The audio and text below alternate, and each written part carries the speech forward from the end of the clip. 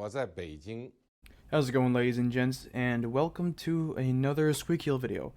If you don't know who Squeakiel is, it's me, and if you don't subscribe right now, I'm gonna be really sad. And I want to preface this entire video by first saying that I am a big fan of both of these games. I've had a personal connection to both of these game series in general. When I was a kid, my first console was given to me by my uncle, and the first game I actually got unfinished was Amazing Spider-Man 2 on the Xbox 360. And same for Zelda. When I was a kid, someone that really took care of me a lot, kind of like a babysitter, she introduced me to this game called Ocarina of Time, and I remember just like like going crazy about like the Ocarina thing. So I have a really strong bias towards both of these. But to make sure that you guys don't like think I'm biased towards one specific one, I have a bigger soft spot for Assassin's Creed, so that tells you a lot about my opinion. For both of these, I love both of these game series. I'll be honest with you. I love Spider-Man and I love Breath of the Wild. So I love both of these games equally. And I wanted to come at this as an unbiased point of view.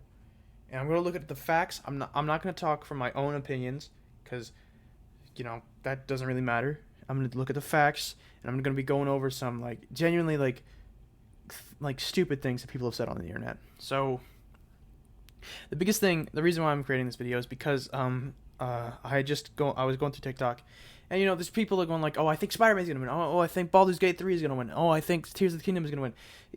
Sure, go ahead. Think what you want to think.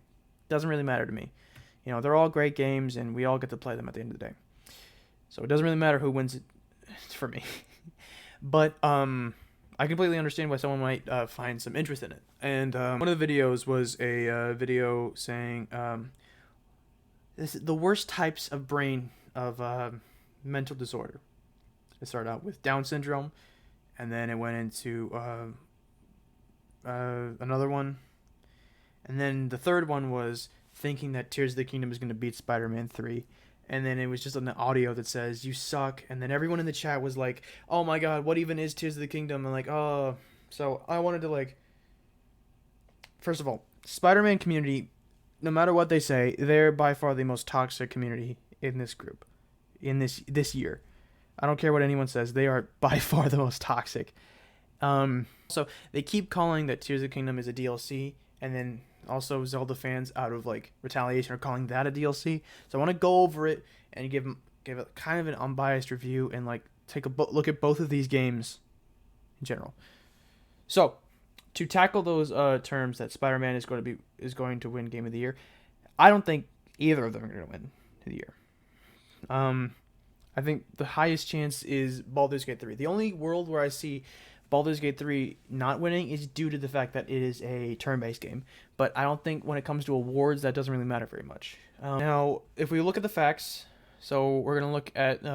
so here we have Metacritic's score of Spider-Man 2.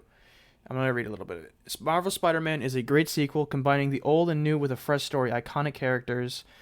Spider-Man 2 continues the high level of slicky presented entertainment scene with... It cuts off. Insomniac's New York isn't an empty place for the players to destroy it at will. Peter and Miles, blah, blah, blah. I love this game. This game is amazing. The new swinging improvements, the side missions. Muy buen juego. Se note el fuenzo. I'm not even going to try that. And it has a universal acclaim at 90. Great game. It's a great game. And our Spider-Man is going to take you about 15 hours to beat, story-wise. And if you want to 100% the game, it's going to take around 25 to 30 hours to complete. It's going to be a great game. It is a great game, guaranteed. I think it has a really good chance of winning. Yuri Lowenthal has the great chance of winning Best Performance. I think it's well-deserved. I mean, the last time he was nominated, he was going up against God of War and Red Dead Redemption 2, which, by the way, Red Dead should have won 2018. I don't care. God of War is, in my opinion, a little bit overrated. I think Red Dead should have won Game of the Year, but I mean, Roger Clark, congratulations, totally deserved. But that's another argument. Yeah, it's a great game. I think it has a good chance of winning Best Performance for both of the actors. It is an amazing game, and I cannot wait to see what comes next for the series. Now, in contrast, the people that have all said that Legend of Zelda Tears of the Kingdom is a DLC, this is the argument I want to give you. So, Zelda here, we have a true milestone not only for the Legend of Zelda series, but for the industry as a whole. Legend of Zelda Tears of the Kingdom is everything that a sequel to Breath of the Wild should be. I know we spent a lot of time discussing the qualms of this formula of Zelda, but I did, I'm not gonna do it to EA for Cody. And it has a universal acclaim, 96. Legend of Zelda Tears of the Kingdom is everything to see. Yeah, okay. Yeah, and then right here we have 90. Okay.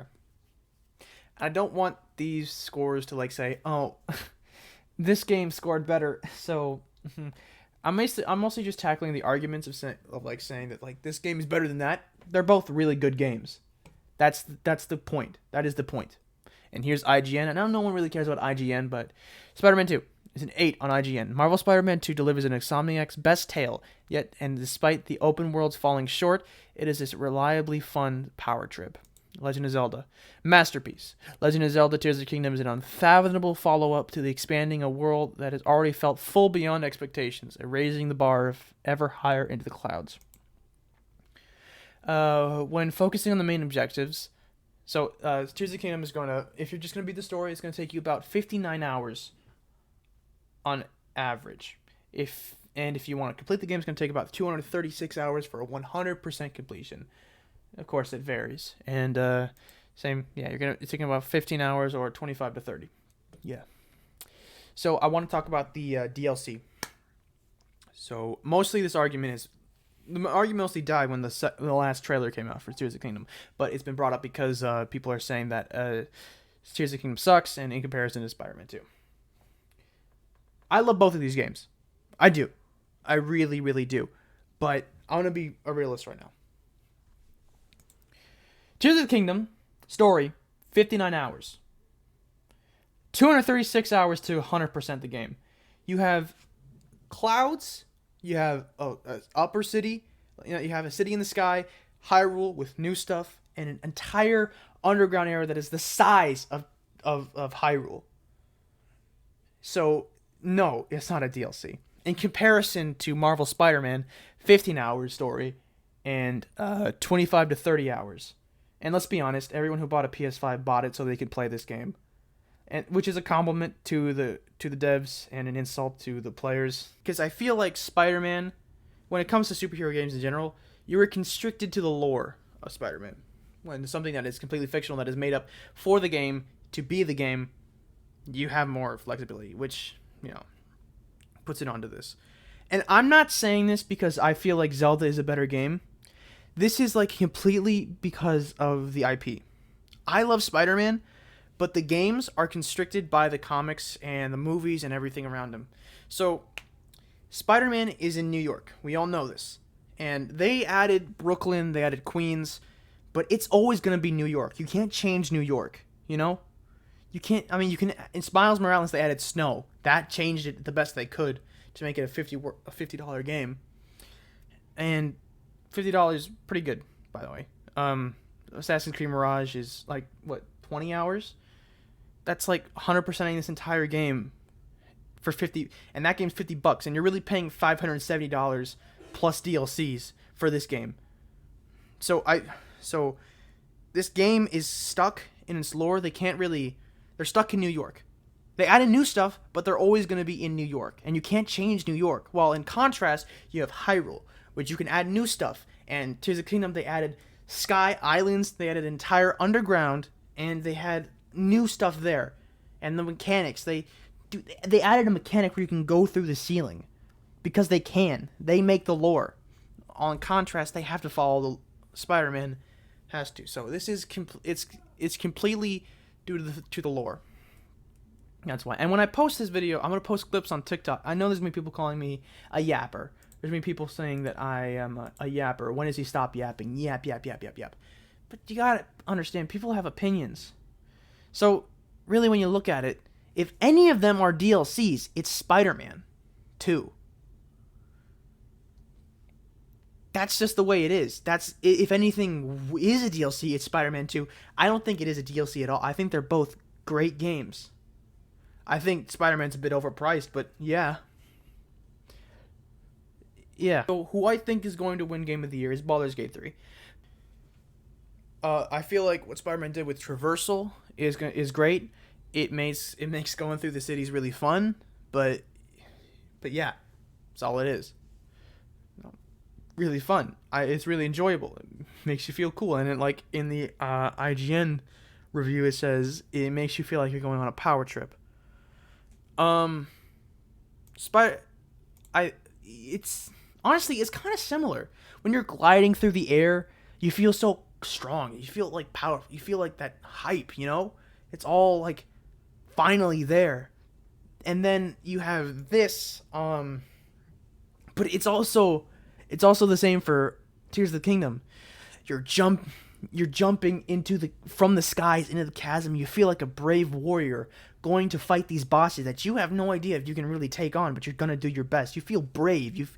Same thing. You feel strong. You know, they're both amazing games that bring out that good feeling out of us. So there's no point to argue. And to be honest with you, who I think is gonna win Game of the Year, I don't think any of them should win. I don't think, because this is a hot take, but I personally think that games that are restricted to one console, like Zelda being Nintendo's thing, obviously, and then Spider-Man being on Sony PlayStation only, I don't think they should be deserved to be nominated at all. Because Game of the Year is for something that, like, we all recognize this is the best game that has come out this year. Everyone needs to experience this game, but not everyone can experience this game. That's why a lot of people say that Red Dead Redemption should have won Game of the Year, because number one, I think it is a better game, but also everyone can experience Red Dead Redemption 2, unless you have a Nintendo, which honestly, it might actually come to the Nintendo Switch. That there is rumors of it, but that's why everyone can experience it. It's on PC, it's on PlayStation, it's on Xbox, not Nintendo, but you know, that's just the way it is.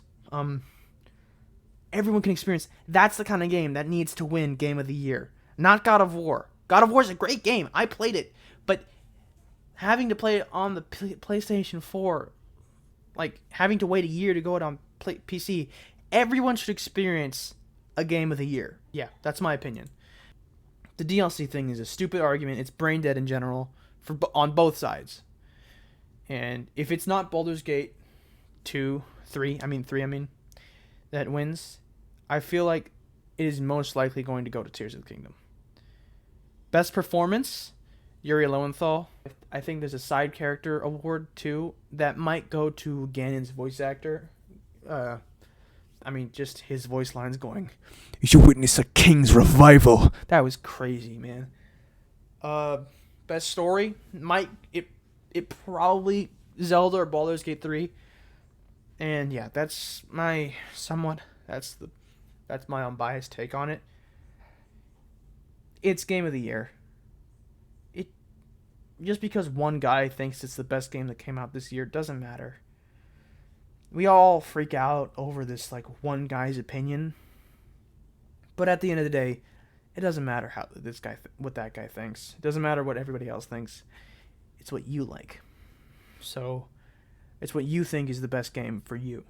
So don't listen to anyone that says otherwise. Don't listen to anybody that argues saying that this is a DLC, this game sucks. It's their opinion. They need to respect their own opinion, and they need to respect yours. That's my take on it. So go outside, touch grass, drink water, wear a seatbelt. Great rest of your day. See ya.